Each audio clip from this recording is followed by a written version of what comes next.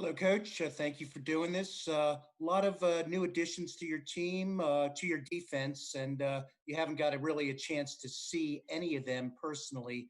How's it been working this virtually? And are you ready to hit the ground running once training camp starts in July?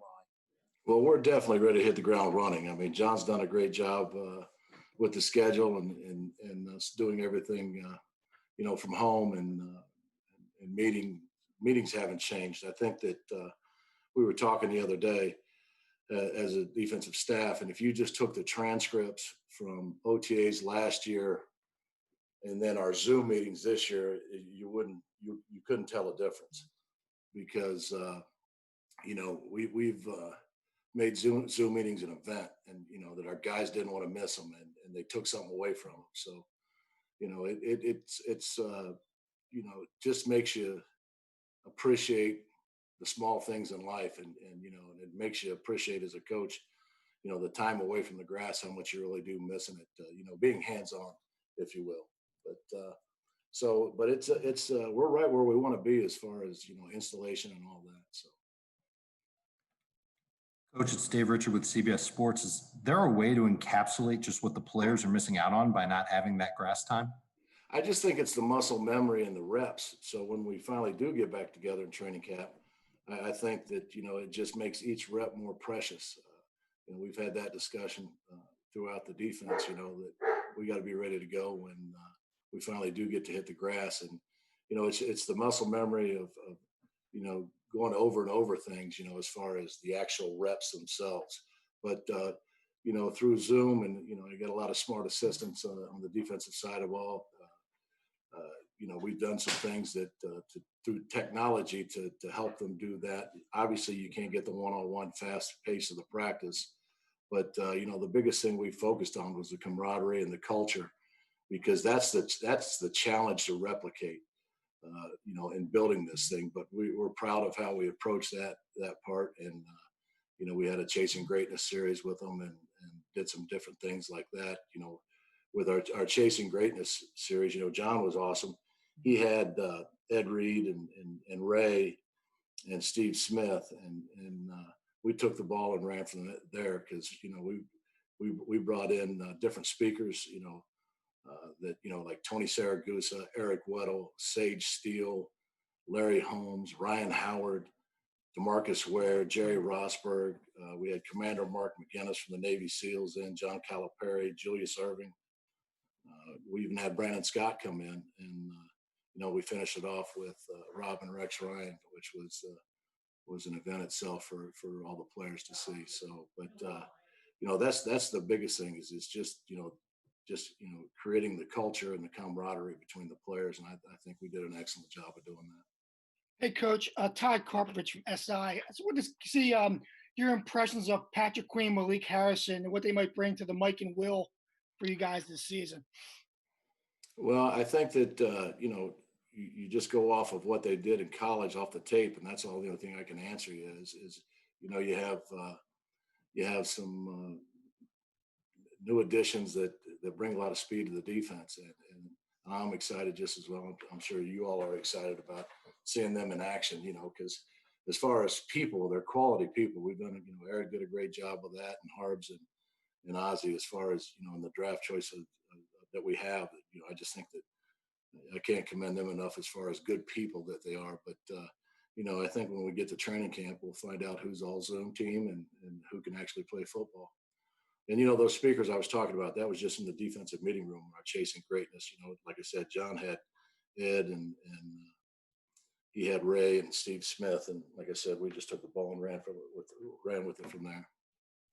Hey, Coach, Kirk McEwen from 98 Rock. Some players bristle at being franchised. Matthew Judon seemed to really relish it. And that's a little thing that flies under the radar, but it's got to be a plus not having a disgruntled guy. And Matthew's just so great in the locker room. Your thoughts? What a great story, a Division II, 5th round draft choice. And let's just call it like we see it. He's looking at generational wealth down the road here. And signing signing it, it just tells you where he's at. He works hard, and, I'm excited to watch him this year. I think that, he's ready to take his pass rushing to the next level. And, I just see nothing but great things coming from Matt.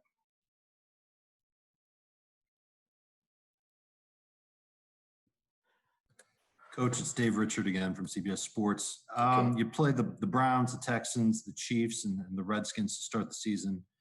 In a regular offseason, I'm sure you spend a lot of time with the players on the field and off the field studying those first four opponents. Are there any differences from that now, other than not having that grass time? Well, the grass time I'm talking about is OTAs and the actual practice itself.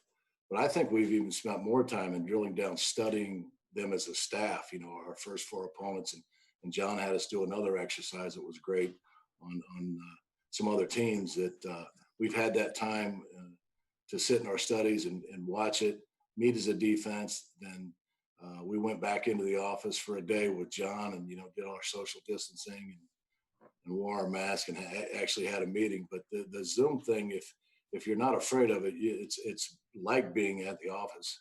And, so I think that we got even more time with studying our opponents and ourselves, because we haven't had the practice time, where we're, instead of, scripting for OTAs and evaluating the practice that we just had in the meetings, we've had even more time to study our opponents. So we're looking forward to that as well.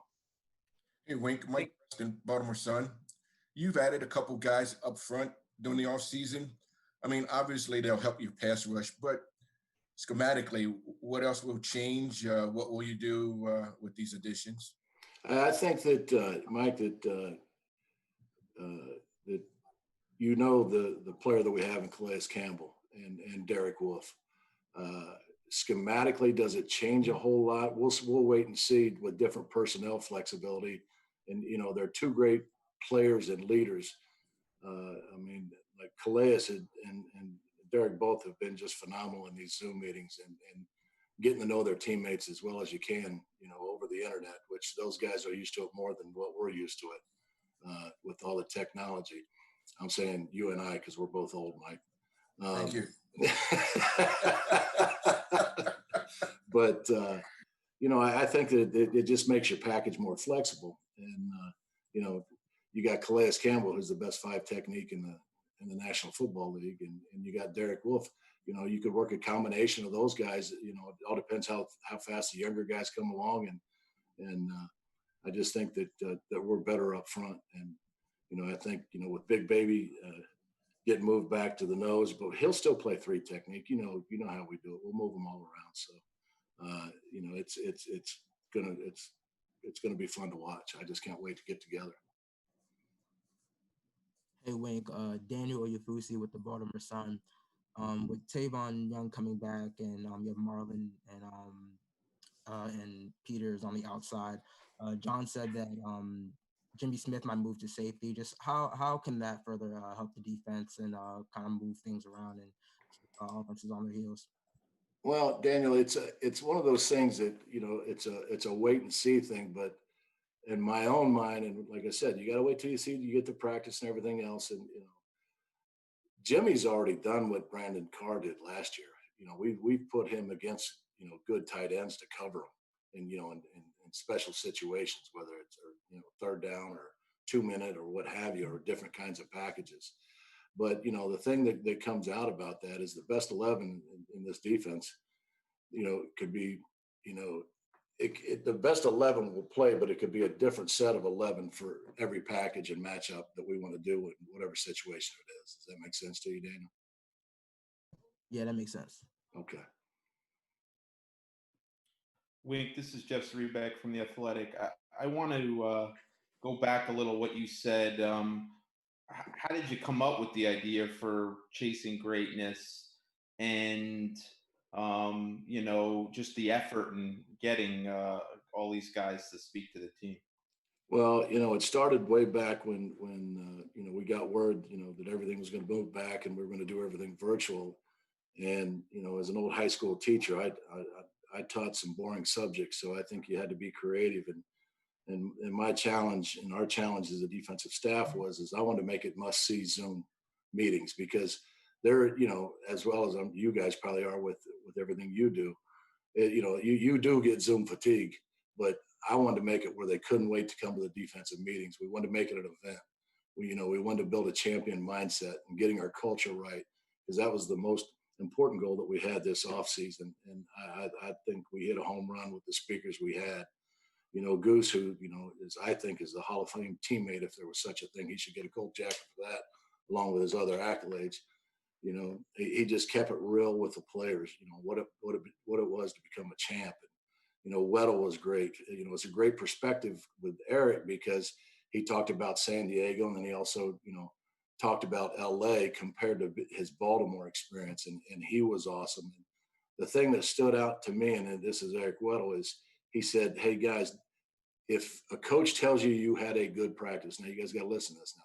If he told you had a good practice, that's not good enough. You got to have don't walk in that building unless you want to be great. You want to be a great practice. You want to have a great practice. And he also talked to, all the guys about ignoring the noises outside and preparation of being a pro. We had Sage Steele, who I think is the best host and anchor in the business at ESPN. She talked about her own path, her own challenges, her challenges that she had in coming up through the business and all the way back to IU. And I thought that was great, the perseverance that she showed. She also talked about the Warriors and other championship teams and what she thought that made up was, because she saw it up close. Larry Holmes was awesome, the champ. He talked about the biggest thing he hit on is that, and I don't know how many of you are boxing fans, he was Muhammad Ali's sparring partner for 5 years. And, and I tied this with the practice squad guys and the undrafted free agents and those type of guys. That he didn't care if he got paid or not. He was learning from the greatest. So he took every day that he went to work as a lesson. And what he did, he eventually beat Ali. And he was quick to say, for all you boxing fans, Ali was past his prime. Ryan Howard's a rock star, the MVP first baseman for the world champion Phillies. He's an underdog story, came from Missouri State. He also hit 58 home runs in a season. I told him he made it look like a softball league that year. But he said, ignore the depth chart. Just become undeniable in what you want to do. DeMarcus Ware was awesome. Reminded me of Ray Lewis type leader. He led by example. He was talking about the thing was that he, becoming a leader from one team to another, which was good for Calais and Derek, and his thoughts on that. But Jerry Rosberg came back. We love Jerry, and he talked about the standards of being a Raven in his eyes. The Navy SEAL Commander Mark McGinnis, he got the most questions from the players. It was awesome. He was talking about training harder. Training is harder than any competition. And, not everybody can prepare like a SEAL, and he sees it the same way with the Ravens. Not everybody can prepare like a Raven. And, we talked about teamwork, and, a lot of those guys were talking about being selfless. Dr. J was awesome. He was awesome, because he gave a great perspective during the civil rights era, when he played and how he handled it. And I thought that was good for the guys at the time, and we all know Dr. J was, as I introduced him to the players, he was Michael Jordan's Michael Jordan, if you will. John Calipari came in. I mean, he's one of the great personalities in sports. He talked about servant leadership, selfless in pursuit of a common goal, and he challenged players. And he talked about individual plays. He's a fan of ours. He watches our the Ravens, and Brandon Scott was the one that knocked our socks off. I even said, you could see the greatness in him when he was talking. He talked about, the future of Baltimore, how he sees it. It was a very timely discussion of issues in our city, and outlined, ways that our players can help. And it's also he's an inspiration, about where he came from and how he's become, where he was at. And that was a great thing that we had. And then obviously Rex's time with the Ravens, he spoke about that, and Rob, and and the chasing greatness with those guys. We talked about Buddy Ryan, who I think is the defensive innovator in the NFL. I think he was one of the greatest coordinators, if not the greatest coordinator of all time in the NFL. So we really wanted champions from all walks of life. And they all had a common message. That was cool. Different eras, different sports, different arenas, and I think they all knocked it out. It was great. Hey, Wink, this is Jameson from ESPN. They always talk about with rookies and kind of the level of difficulty in making an immediate impact at certain positions. You're having a first round pick trying to become a starter at Mike. Is the transition to what you entail and what the responsibility you put for a middle linebacker, is that a little bit more difficult than maybe just when you say go out to corner and you're just going to defend a wide receiver? Is it more difficult to make an immediate impact at a position like the Mike? Jameson, I think that's a good question. I think that it's going to be a challenge for him because of the practice time that he's missed. But I know that in just speaking with him and being in meetings with him, and I think this kid can handle it. We're lucky that we drafted smart and driven player that will, that he's going to rise to this challenge. And will it be perfect? No, but we don't expect that coming out, do you? As a rookie.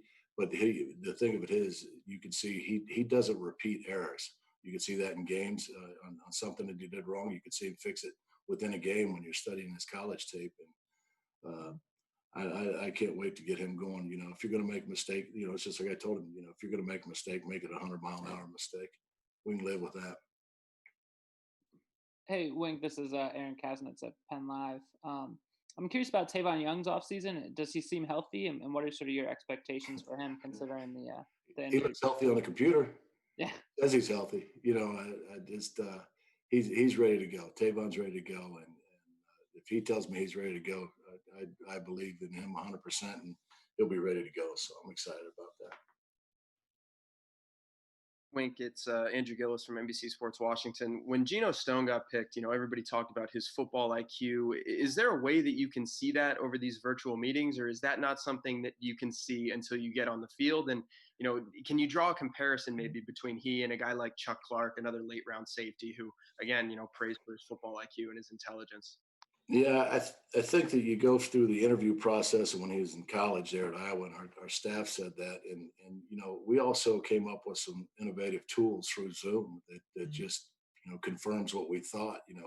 We have quizzes, we have quiz competitions, we have fun games for them, Jeopardy and Family Feud and Cahoots.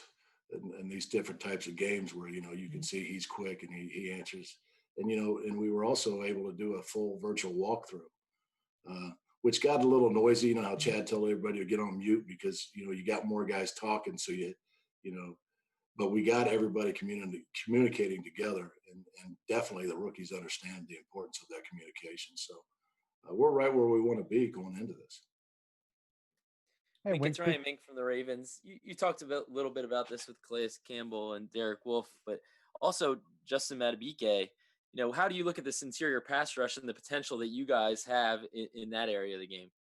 Well, I think that, everybody wants to talk about pass rush. And, I understand, when you talk about 4-man pass rush, but we were able to get to the quarterback last year, and you guys know how we did it. It's documented, but, we want football players, and we want to play people, we're going to play people with their strengths. If you're a run type player, we're going to get you out there when it comes in those situations. And then as a pass rusher, I think that, we got some flexibility, and, you got, Derek Wolfe, you can move inside, you can move Calais inside, outside, you can, there's just different flexibility that you have with everybody. And we'll see what we have with Justin. I'm looking forward to it. And, I'm looking for it. It's like, the rookie mini camps, guys, you know it. It's like Christmas Day for coaches. You can't wait to see the new toys you have, and what they can do and how much fun it will be to put them in the package. So that's just been pushed back.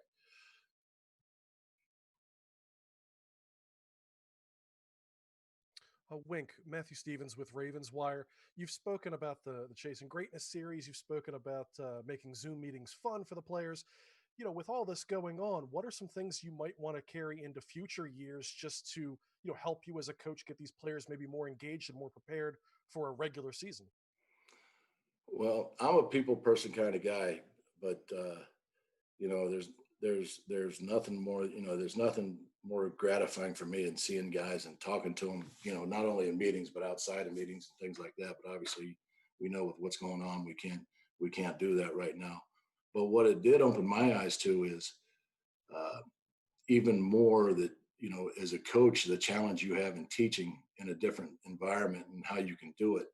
And I think that with everybody, you know, being quarantined and, you know, being in their homes and everything else, all these people volunteered to come in and talk to us. And I think that you can set up Zoom meetings, you know, next year, if we're in OTAs, you can set up Zoom meetings and bring people in that you want to speak, you know, that you want to speak to the defense. And I think it's real easy to, you know, not real easy, but it's, you know, the people that participated in ours, that's all I can speak on right now, is I think they were just as happy to do it as we were getting the knowledge from them and hearing from them, you know, because like I always talk about, you know, and, you know, to the players, knowledge is power in this league. And these speakers were generous with their knowledge, and it was open format. And you know, they you know, I introduced them all, and, you know, I always had a couple questions to get it going, but then I turned it over to the players, and they, you know, they asked a lot of good questions. It wasn't one of those things like they felt like they had to ask questions. They asked a lot of good questions. Hey, Coach, Kirk McEwen once again, and your players love playing for you, from what I can tell. As far as Ravens coaches or football coaches go, you seem to really embody the spirit of your players, posing with guys in the end zone, things like that. I'm wondering, how were you doing a week or two ago, knowing so many of your players were angry, sad, tired, in pain from the situation going on? That was tough. I mean, it's you know, there's no better platform than what they have right now as a player to speak out, and I think it's time for all of us to listen. You know, because I mean, there is definitely a problem, and I think that, you know, we held John held a team meeting, and that was awesome. With the meeting that he held, and you know, players got to speak out and talk about their concerns and where they, you know, where they stood on it. And it's to me, you know, it's an important moment in history, and I'm proud to be, you know, part of an organization from Steve Bisciotti down that is on the right side of history and standing with Black people and their struggle against, you know, police brutality and systematic racism. So it was tough though, listening, you know, I mean, it's a lot of hard conversations. And, you know, I think that, you know, at that time, the best thing that I could do was listen. Now, you know, I want to be a part of the positive change. You know, John was great, just like he was in 2017, about hearing out everyone's opinion and giving a platform to our players and coaches to share their experiences. And we all need to do our part. We need to listen, speak out, stand together in this fight for justice and equality. But I just want to keep learning and growing, and, you know, I can use my platform as well to be an advocate for our players and what they believe. Thanks, Mike. Mm-hmm. Anyone else? Coach, Jerry Coleman from 105.7 The Fan. Let's end it on a lighthearted note. You mentioned Thank Sage. you. Let's mention, you mentioned Sage Steele and what she brings to the table, or motivation, inspiration. How would you compare and contrast that to someone, say, like, I don't know, her brother, Chad? With Sage, I tell you what, you could just tell where the talent went, the looks went. I mean, and I'm not talking about Chad. You know, I just kid around with Chad. I guess I'll give Chad the height, but everything else Sage got. No, she was a rock star. It was awesome. I mean, it really was. And I think it was really cool that she came to the meeting. You know, she's a great person if you all know her, but she's a leader too now. You know, she's one of those pioneers. So I think it was great that our players got to see that perspective, and it humanized the media too. Well, and on that note, we'll end it. I appreciate that kick in the groin, Jerry. But Wink, appreciate your time. To the media corps, appreciate your time and patience, and enjoy a little bit of downtime. And we'll see you in a few weeks. Hey, great talking to you guys again. Hope Thanks, everybody stay safe and healthy. Thanks, You Wink. too. All right.